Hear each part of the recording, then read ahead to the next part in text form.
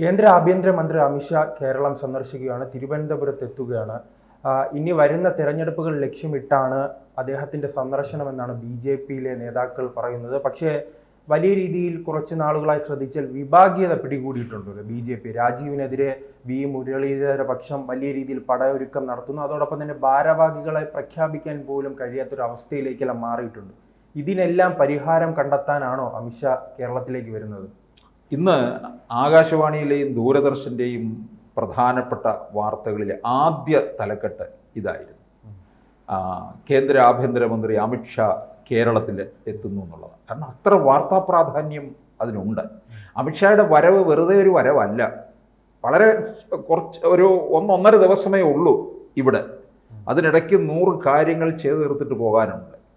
രാജീവ് ചന്ദ്രശേഖറിനെ കേരളത്തിലേക്ക് നിയോഗിച്ചത് അമിത്ഷായും നരേന്ദ്രമോദിയും ഒക്കെ കൂടി ചേർന്നുകൊണ്ടാണ്.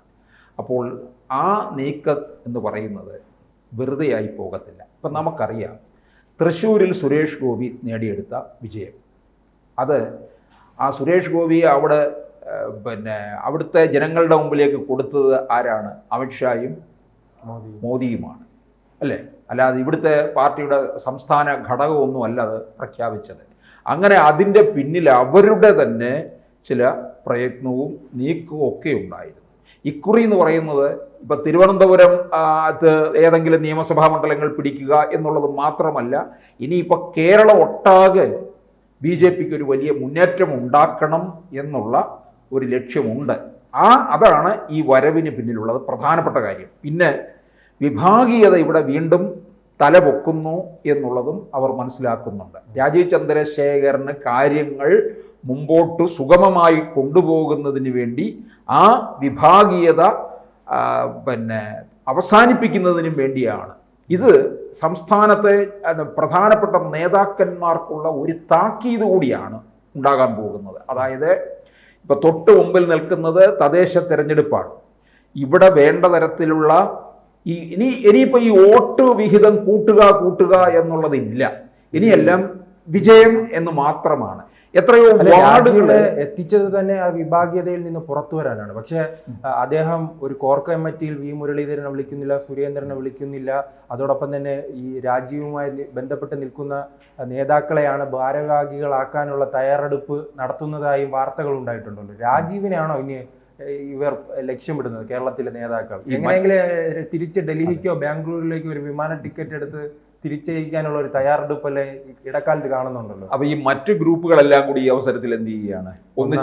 ഒന്നിച്ചു നോക്കുക, എന്നിട്ട് രാജീവിനെ ഇവിടെ നിന്ന് അങ്ങ് തുരത്താം എന്നാണ് അവര് കണക്ക് കൂട്ടുന്നത്. പക്ഷെ അത് എവിടെ വരെ പോകുമെന്നുള്ളത് നമുക്കറിയാവുന്ന കാര്യമേ ഉള്ളൂ. അത് കാരണം നമ്മൾ തുടക്കത്തിൽ പറഞ്ഞതുപോലെ മോദിയും അമിത്ഷായും കൂടിയുള്ള നിയമനമാണിത്. അതിനകത്ത് തൊട്ട് കഴിഞ്ഞാൽ അവർക്ക് തന്നെ ആയിരിക്കും അതിന് ദോഷമുണ്ടാകാൻ പോകുന്നത്.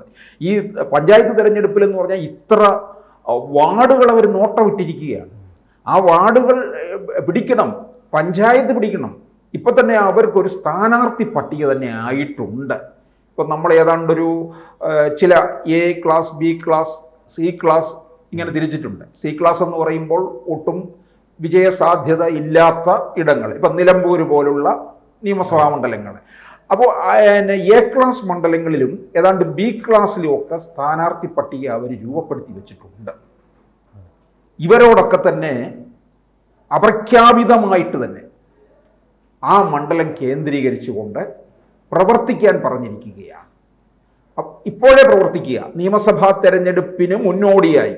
അപ്പോൾ ഈ പഞ്ചായത്ത് തെരഞ്ഞെടുപ്പിന് മുമ്പേ തന്നെ അവിടെ പോയി പ്രവർത്തിക്കുമ്പോൾ ആ ഒരു നിയമസഭയിലുള്ള പഞ്ചായത്തുകളിൽ ഇറങ്ങിച്ചെല്ലാനായിട്ട് ഇവർക്ക് സാധിക്കും. അപ്പോൾ ഓരോ പഞ്ചായത്തുകളെയും അവർക്ക് വേണ്ടവണ്ണം മനസ്സിലാക്കാം. ആ വാർഡ് തലത്തിൽ തന്നെ കാര്യങ്ങൾ മനസ്സിലാക്കി പോകാം. വോട്ടർമാർക്കും ജനങ്ങൾക്കും ഇവരുമായിട്ടൊരു നല്ല ബന്ധം സ്ഥാപിക്കാനും കഴിയും എന്നുള്ളത് കൊണ്ടാണ് ഈ നേരത്തെ തന്നെ സ്ഥാനാർത്ഥികളുടെ ഒരു പട്ടിക രൂപപ്പെടുത്തിയിരിക്കുന്നത്. അത് ഈ ഔദ്യോഗിക പ്രഖ്യാപനം അല്ലാതുള്ള അവരവർക്ക് കൊടുത്തിട്ടുണ്ട്. പാർട്ടി നിയോഗിക്കുകയാണ്, അസൈൻ ചെയ്ത് കൊടുത്തിരിക്കുകയാണ്. അങ്ങനെയുള്ള ഒരു നീക്കമാണ് അവർ നടത്തിയിരിക്കുന്നത്. സാധാരണ ഒരു തെരഞ്ഞെടുപ്പ് വരുമ്പോൾ പാർട്ടി നേരത്തെ തീർച്ചപ്പെടുത്തി വെക്കും. വിജ്ഞാപനമായി കഴിയുമ്പോഴുള്ള പിന്നെ പ്രഖ്യാപനമായിരിക്കും നടത്തുന്നത്. ഇവിടെ BJP അതിനേക്കാൾ വളരെ മുന്നേ തന്നെ മാറ്റി എടുത്തിരിക്കുകയാണ്. ഇതാണ് കറക്റ്റ് രീതി. ഇപ്പോൾ തന്നെ രാജീവ് ചന്ദ്രശേഖറിന് തന്നെ അനുഭവമുള്ളതാണ്. തിരുവനന്തപുരത്ത് മത്സരിക്കാൻ വരുന്നത് തെരഞ്ഞെടുപ്പിന് ഏതാനും മാസങ്ങൾ മുമ്പാണ്. ഒരുപക്ഷെ ഒരു വർഷത്തിന് മുമ്പ് രാജീവ് ചന്ദ്രശേഖർ ഇവിടെ പ്രവർത്തിച്ചിരുന്നുവെങ്കിൽ വിജയം ഉറപ്പായേനെ. കാരണം ഇപ്പം നഗരകേന്ദ്രീകൃത പ്രദേശങ്ങളിലുള്ളവർക്കൊക്കെ തന്നെ രാജീവ് ചന്ദ്രശേഖർ ആരാണെന്നും എന്താണെന്നും ഒക്കെ അറിയാം. നഗരം വിട്ടുനിൽക്കുന്നവരെ സംബന്ധിച്ച് ഉള്ളവർക്ക് ഇദ്ദേഹത്തെക്കുറിച്ച് വ്യക്തമായ ചിത്രം ഇല്ലാതായിപ്പോയി. അത് വൈകിപ്പോയി എന്നുള്ളതാണ്. അപ്പോൾ അത് മാറ്റാൻ കൂടിയാണ് ഇത്തരത്തിൽ സ്ഥാനാർത്ഥികളെ നിശ്ചയിക്കുക എന്നുള്ളത്. ഇപ്പോൾ അമിത്ഷാ വരുമ്പോഴും എന്താണ് ചെയ്യുന്നത്? ഒന്ന്, വിഭാഗീയത നിർത്താനുള്ള ശ്രമം തന്നെ. എല്ലാവരെയും ഒറ്റ കുടക്കീഴിൽ കൊണ്ടുവരാൻ വേണ്ടിയാണ് രാജീവിനെ ഇങ്ങോട്ട് വിട്ടത്. അപ്പോൾ വീണ്ടും വിഭാഗീയതയായിട്ട് മാറി നിൽക്കുന്നവരെ വീണ്ടും ഒറ്റ കുടക്കീഴിൽ. ഇപ്പോൾ പലരും വിമർശിക്കുന്നത് വിഭാഗീയത ഉണ്ടാക്കുന്നവരെ രാജീവ് എന്നാണ്. കാരണം രാജീവ് തന്നോടൊപ്പം നിൽക്കുന്നവരെ ഈ കമ്മിറ്റികളിൽ ഉൾപ്പെടുത്താൻ ശ്രമിക്കുന്നു എന്നൊരു വിമർശനം ഉണ്ടല്ലോ. രാജീവിന് മറ്റ് ലാഭേച്ഛകളൊന്നുമില്ല, അല്ലേ? മറ്റ് പിന്നെ ഒരു സാമ്പത്തിക നേട്ടങ്ങൾക്കോ ഒന്നും വേണ്ടിയല്ല അദ്ദേഹം ഇങ്ങോട്ട് വന്നിരിക്കുന്നത്. അദ്ദേഹം പിന്നെ കണ്ടുമടുത്ത ആളാണ്, പണം കണ്ടുമടുത്ത ആളാണ്. അപ്പോൾ അങ്ങനെയുള്ള ആളിനെ സംബന്ധിച്ചിടത്തോളം ഈ വക കാര്യങ്ങളിലല്ല. പാർട്ടി പറഞ്ഞ കാര്യം, ദൗത്യം ഏറ്റെടുത്ത് അത് നടത്തി കൊടുക്കുക എന്നുള്ളതാണ്. അതിനു വേണ്ടിയാണ് ഇപ്പോൾ അദ്ദേഹം പ്രയത്നിച്ചുകൊണ്ടിരിക്കുന്നത്. അപ്പോൾ അതിനകത്ത് ഏതെങ്കിലും തരത്തിലുള്ള ദോഷം ഉണ്ടാക്കുകയാണെന്നുണ്ടെങ്കിൽ അത് അവർക്ക് പണി കിട്ടുമെന്നുള്ളത് തന്നെയാണ് വ്യക്തമായിരിക്കുന്നത്. അപ്പോൾ രാജീവ് ചന്ദ്രശേഖരൻ്റെ ഈ പ്രയത്നം എന്ന് പറയുന്നത് ഈ പഞ്ചായത്ത്. അതോടൊപ്പം തന്നെ മറ്റൊരു കാര്യമുണ്ട്. ഈ രാഷ്ട്രീയം, അദ്ദേഹത്തിന്റെ പ്രസംഗം ഇനി എന്തായിരിക്കുമെന്ന് കാത്തിരിക്കണം. വലിയ രീതിയിൽ ഇപ്പോൾ നിലമ്പൂർ ഉപതെരഞ്ഞെടുപ്പ് സമയത്ത് പോലെ CPM BJP ഒരു ഡീലുണ്ടെന്ന് പറഞ്ഞ് ആരോപണങ്ങൾ ഉണ്ടായിട്ടുണ്ട്. അപ്പോൾ നാളെ എത്തിയ അമിത്ഷാ അടക്കമുള്ള നേതാക്കൾ പിണറായിക്കെതിരെ സംസാരിച്ചില്ലെങ്കിൽ പിന്നെ അതായിരിക്കും വാർത്ത. അതെ അതെ, അല്ല അമിത്ഷാ അതൊക്കെ വളരെ തന്ത്രപൂർവ്വം നോക്കി മാത്രമായിരിക്കും അത് ചെയ്യുന്നത്. ഇപ്പം നിലമ്പൂരിൽ മത്സരിക്കേണ്ട എന്ന് പറഞ്ഞത് തന്നെ രാജീവിൻ്റെ തന്നെ അഭിപ്രായമല്ല, കേന്ദ്ര നേതൃത്വം തന്നെയാണത് മനസ്സിലാക്കിയിട്ട് അങ്ങനൊരു അഭിപ്രായം പറഞ്ഞതുകൊണ്ടാണ് രാജീവ് അത് പറഞ്ഞത്. കാരണം വെറുതെ നമ്മളവിടെ ഇൻവെസ്റ്റ് ചെയ്തിട്ട് കാര്യമില്ലല്ലോ എന്നുള്ളതാണ്. കാരണം അവിടെ പണം പോകുന്നു, എനർജി, ഇത്രയും മനുഷ്യരുടെ അധ്വാനം മുഴുവൻ അത് പാഴാകുകയല്ലേ. അതൊക്കെ ഒഴിവാകുക. അങ്ങനെയുള്ളിടങ്ങളിലേക്കല്ല ശ്രദ്ധിക്കേണ്ടത്. ആ സമയം പണവും നമ്മൾ മറ്റ് ചില കാര്യങ്ങൾക്ക് വേണ്ടി വിനിയോഗിക്കുക എന്നുള്ളതാണ്. പക്ഷേ അമിത്ഷാ ഇവിടെ വരുമ്പോൾ ചില കാര്യങ്ങളിൽ തീരുമാനമാകുമെന്നുള്ളത് ഉറപ്പാണ്.